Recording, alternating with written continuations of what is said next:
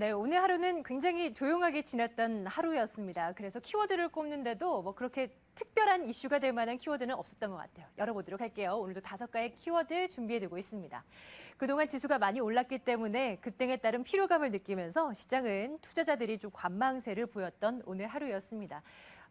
오늘 오전에 경제지표 나왔죠? 한국의 무역수지, 우리나라의 소비자 물가지표도 함께 나왔는데 무역수지는 불황형 흑자다. 이런 뉴스들 많이 들으셨을 겁니다. 27억 달러 흑자였고요. 전월에 비교해본다면 거의 절반 수준으로 떨어진 수치였다. 뭐 이런 분석이 나오고 있는데 뭐 주식시장에서는 뭐 크게 작용이 안 됐던 그런 이슈였던 것 같고요. 특징주 가운데서는 앞서서도 점검해드렸듯이 한국타이어 오늘 좀 많이 밀려났습니다. 외국인 투자자들이 등 돌렸다라는 뭐 이슈들 뭐 부각이 됐었고요. 시장이 잠잠하니까 또 내수주들이 올라오기 시작하네요. 보험을 비롯해서 뭐 유통 관련주들 흐름이 괜찮은데 요거 좀 눈여겨봐야 되겠습니다. 앞으로도 괜찮을지 전문가와 함께 자리 옮겨서 얘기 나누겠습니다.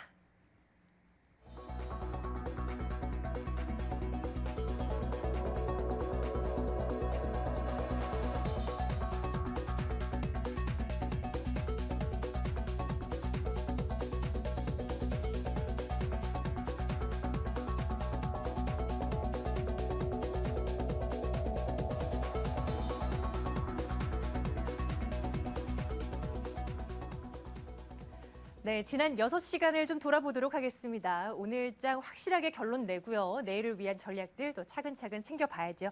자, 김종효 MTN 애널리스트와 함께하도록 하겠습니다. 어서 오세요. 안녕하십니까? 예, 자 시장 오늘 전반적인 흐름부터 짚어봐야 되는데 경제 지표부터 좀 확인해봤으면 좋겠어요. 그 무역 수지 부분은 그렇게 뭐 성적표가 좋지 않았다 이런 분석들 많더라고요. 네, 그런데 이제 이미 시장에 대부분 선반영된 그런 재료라고 볼 수가 있겠죠. 과거의 재료인 상황인데다가 또 주목해 볼 만한 상황은 이번 달은 수출이 좀 더 빠르게 빠지는 그런 변화를 보였습니다만 지난 2달간의 변화는 수입이 더 빠른 속도로 줄어드는 모습.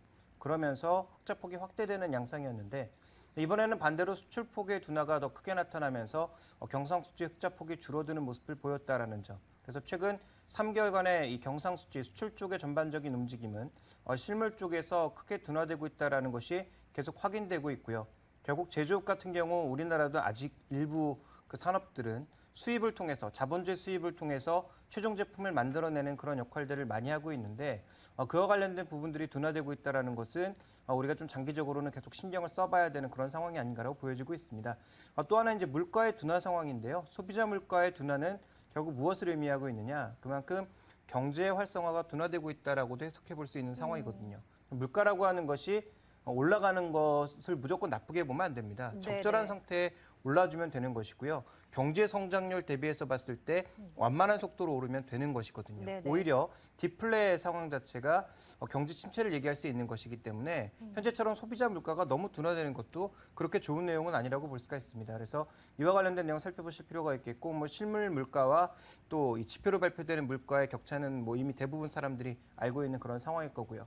마지막으로 살펴봐야 될 것은 중국 PMI입니다. 이 중국 PMI는 예상보다 굉장히 좋게 발표된 모습이었죠. 예상 수치보다는 악화되는 모습을 보였지만 내용을 보게 되면 주로 이제 중소기업을 서베이하고 있는 HSBC PMI 같은 경우에는 생산 지수가 50을 넘어섰습니다. 중소기업들의 일부 회복이 나타나고 있다는 것이 확인되고 있고요. 국가통계국에서 추정하고 있는 PMI 같은 경우에는 여전히 50선 위를 유지해 줌으로써 그래도 제조업의 둔화 속도가 조금씩 둔화되고 있다, 악화되는 것이 둔화되고 있다라는 그런 신호로 받아들이면서 시장에 또 일부 이 부양책 기대감이 나타난 하루였다. 그래서 경제지표 쪽에서 보면 여전히 좋은 신호를 발견하기는 굉장히 어렵다라는 것을 오늘도 확인할 수 있었습니다. 또 오늘 장에서 이슈가 됐던 부분이 이거 될 수 있잖아요. 선물 시장. 그 기관 투자자들의 주문 실수 때문에 뭐 선물 지수가 휘청했다. 이런 것도 하나의 이슈로 꼽히던데 이거 좀 설명해 주실까요? 네, 장 초반에 한 4천 계약 정도의 이 금융투자 쪽에서 주문 실수가 있었다라는 그런 얘기가 있었는데요. 예. 자, 현재처럼 중요한 그런 순간에 이 4천 계약 정도의 주문 실수가 과연 맞는 것인지에 대해서는 추가적인 좀 확인이 필요한 것 같습니다. 어쨌든 전체적으로 최근 시장의 움직임에서 변동성을 키울 수 있을 만한 요인들이 충분히 존재하고 있다는 점. 그래서 선물시장, 파생상품 시장의 변동성 자체가 꼬리가 몸통 흐른다는 그런 웹도독 장세가 여전히 진행될 수 있다는 점을 주목해 보실 필요가 있겠고 오늘 외국인들이 선물 쪽에서 굉장히 많은 매수 계약수를 또 보여주면서 예. 시장에 대한 기대감을 좀 키우는 모습 아닌가 이렇게 생각하실 수도 있겠는데요. 그동안 보여왔던 매도 포지션을 줄여가는 과정, 즉 중요한 재료를 앞두고 실제로 이 재료의 방향성이 어느 쪽으로 튈지는 아직 누구도 예상할 수 없는 상황 아니겠습니까? 뭐 시장의 그렇죠. 분위기는 기대치만큼은 안 나올 거다라고 컨센서스는 모아지고 있지만 예. 실제로 어떤 조치가 발표될지는 속단할 수 없는 상황입니다. 그러다 보니 그동안 꾸준하게 매도 일변도의 관점을 보여왔던 외국인들이 현물 쪽에서는 오늘 주춤하는 모습을 보여줬는데 이 선물 쪽에서는 비교적 빠르게 포지션을 축소해 나가면서 재료를 보고 다시 움직일 가능성이 높아지고 있다. 이런 쪽으로 좀 생각해 보셔야 될 것 같습니다. 예, 오늘 주식 시장에서의 특징적인 부분들 조금 더 구체적으로 짚어볼게요. 뭐 업종이나 종목별 현황이요.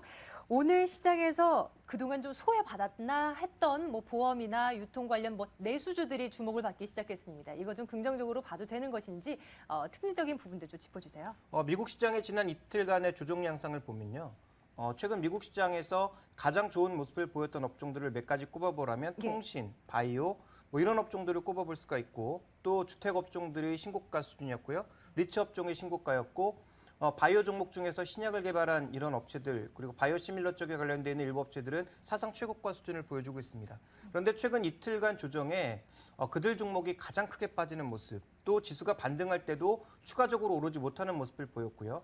반대로 미국 시장 내에서 또 네트워크주처럼 바닥을 모르고 빠졌던 종목들이라든지 필라델피아 반도체 종목들처럼 최근에 굉장히 약했던 종목들 그리고 박스 하단까지 밀려났던 은행 업종의 종목군들이 반등하는 모습을 나타냈습니다. 어제 우리 시장은 프로그램 매수 그리고 시장의 모멘텀 때문에 대형주들이 강세를 보이는 그런 양상이었습니다만 최근 이틀간 나타났던 미국 시장의 경향이 우리 시장에도 그대로 반영되었다. 즉 일종의 종목 순환매라고 볼 수가 있겠고요. 예. 그동안 또 지수가 반등하면서 지수 기준 수익률과 이 수익률 격차 갭을 벌려놨던 그런 낙폭과대주들의 반등 정도로 이해할 수 있는 상황이지 아직 내수주가 본격적으로 움직일 만한 상황은 아니라고 볼 수가 있겠고 오늘 업종별로 봤을 때 또 유통업종 같은 경우 밀리는 그런 양상들 통신업종 같은 경우도 밀리는 양상들을 보면 내수주가 지금 안정을 찾고 있다라고 보기는 어려울 것 같습니다. 다만 한 가지 기대할 것은 정부 쪽에서 이렇게 경기 산업활동 동향이나 수출 경기를 봤을 때 빠르게 악화되고 있는 것이 눈에 보이고 있죠. 자, 그렇다면 내수 활성화 정책을 통해서 뭔가 정부가 부양책을 내놓지 않겠는가? 왜냐하면 우리는 금리를 올려야 될 때 올리지 못했기 때문에 지금 금리를 내리는 것도 굉장히 제한적일 수밖에 없는 상황입니다. 따라서 통화 정책이 통할 수 없는 시장이라는 점이 다시 한번 확인이 되고 있고 통화 정책이 통할 수 없다면 결국은 재정 정책, 뭐 추경이라든지 이런 것들이 나올 가능성이 높아지기 때문에 내수주의 모멘텀은 아마 그쪽에 좀 더 우리가 주의 깊게 바라봐야 되지 않을까. 또 대선 후보가 확정되는 그런 시기, 뭐 9월, 10월 정도가 다가오게 되면 대선 주자들의 움직임에 따라서 정책 수혜주들이 또 꿈틀거릴 가능성이 있기 때문에 내수주에 거는 기대는 지금 당장보다는 그때가 좀 더 활성화되지 않을까라고 예. 보고 있습니다. 오늘 시장에서 또 내수주들이 고개를 들고 일어서기에 좀 투자자분들께서 관심을 갖고 또 이거 지켜봐야 되나라고 생각하신 분들도 계실 것 같은데요. 어제 조선주가 반짝 상승세를 보였다가 또 밀려났던 것과 마찬가지로 내수주도 순환매 양상의 일부분일 것이고 추세적인 상승으로 되돌리기에는 조금 더 시간적인 여유가 필요할 것 같습니다. 코스닥 시장도 좀 점검을 해주셨으면 좋겠습니다. 최근 들어서 올라갈 때는 덜 올라가고 내려갈 때는 또 덜 내려가는 그런 움직임이 나타나고 있는데 어떻게 판단해야 되는 겁니까? 어제 시장에서 또 가장 큰 특징을 보자면 유가증권 시장이 굉장히 좋은 모습을 보였죠. 예. 그런데 코스닥 시장의 답답한 모습을 보였던 것을 우리가 생각해 본다면 이렇게 정리해 볼 수 있을 것 같습니다. 결국 시장은 모멘텀과 수급에 기댄 장, 또 수급 같은 경우에는 외국인 중심으로 너무 매도 쪽으로 쏠려 있었기 때문에 또 우리 시장이 상대적으로 여타 증시보다 덜 오른 그런 상황에서 수익률 키 맞추기가 나타난 양상이었다. 그렇지만 코스닥 시장 같은 경우에는 모멘텀이 없었던 것은 프로그램과 같은 기계적 매수의 기반이 없었다라는 거죠. 예. 그래서 실제로 우리 시장이 정말 좋아서 올랐느냐라는 관점에서 놓고 보게 되면 코스닥 시장의 분위기를 살펴봤을 때 아직도 시장 심리는 싸늘하다라고 보는 것이 좀 더 맞을 것 같고요. 그리고 전체적으로 지금 미국 시장에서도 종목별, 업종별 차별화가 굉장히 심하게 나타나고 있는데 상대적으로 경기 불황이 약한 중소기업이 많은 코스닥 시장의 전반적인 분위기가 아직 살아나지 않는 것도 한 가지 원인이라고 볼 수가 있습니다. 자, 오늘 코스닥 시장 내에서 또 특징을 살펴보게 되면 주요 특징 종목군들은 낙폭과대주들의 움직임이 굉장히 빨라지는 그런 상황이었는데요. 대표적으로 IT 장비 쪽에서 SFA라든지 이오테크닉스 같은 종목군들 최근에 단기 낙폭이 굉장히 깊었던 종목들이었고 AP 시스템을 통한 전반적으로 아몰레드 쪽 관련 종목군들이 최근 좀 안 좋은 얘기가 나오면서 급락하는 그런 양상이었는데 그들 종목의 약간의 가격 회복이 나타나는 정도로 이해해 볼 수가 있습니다. 그리고 JNK터 같은 이 보일러 관련주 중에서 단기 낙폭이 또 깊었던 종목군들이 현재 조금씩 올라오는 그런 양상들. 그렇지만 상대적으로 BHI처럼 견조하게 버텼던 종목군들은 또 상대적으로 오늘 크게 움직이지 못했거든요. 그래서 이 코스닥 시장 내에서도 실적과 업황에 따라서 굉장히 종목 차별화가 지속적으로 좀 이어지고 있는 그런 구간이라고 볼 수가 있겠고요. 또 코스닥 시장에 일부 속해 있는 저축은행주들 오늘 또 재료로 인해서 이틀 연속으로 급등하는 그런 양상을 보여주면서 예. 이 코스닥 시장 같은 경우에는 상대적으로 더 작은 종목들 시가총액 상위 종목보단 그 아랫단에 놓여 있는 종목군들의 흐름이 오늘 상대적으로 더 강했다라고 볼 수가 있습니다. 자, 그러면요. 이 시점에서 뭐 잠시 뒤에 뭐 앞으로의 향후 전망이나 뭐 전략들 세워주시겠지만은 매매에 나서게 된다면 큰 종목들을 위주로 보는 것이 낫겠습니까? 아니면 개별주라도 중소형주에 조금 더 관심을 갖는 것이 옳다라고 보십니까? 어느 쪽이 더 수익을 내는데 유리하겠습니까? 단기적으로 본다면 대형주 쪽이 좀 더 유리하지 않을까라고 보겠습니다. 왜냐하면 예.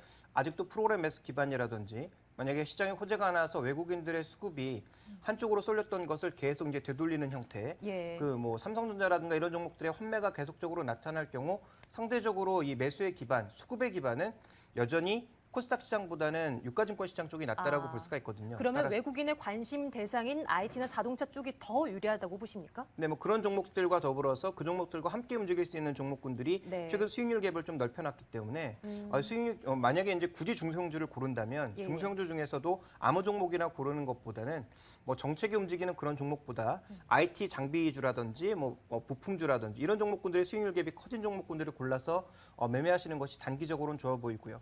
만약에 이제 시장이 기대했던 그런 조치들이 없다면 아마 종목 선택 자체가 좀 의미 없는 그런 장세가 될 가능성도 충분히 있다 이렇게 볼 수가 있습니다. 예, 정말 나날이 어렵습니다. 오늘 시장 여기까지 정리하고요. 오늘 밤에 나올 글로벌 경제 일정들 확인하고 또 전략들 세워드리도록 하겠습니다.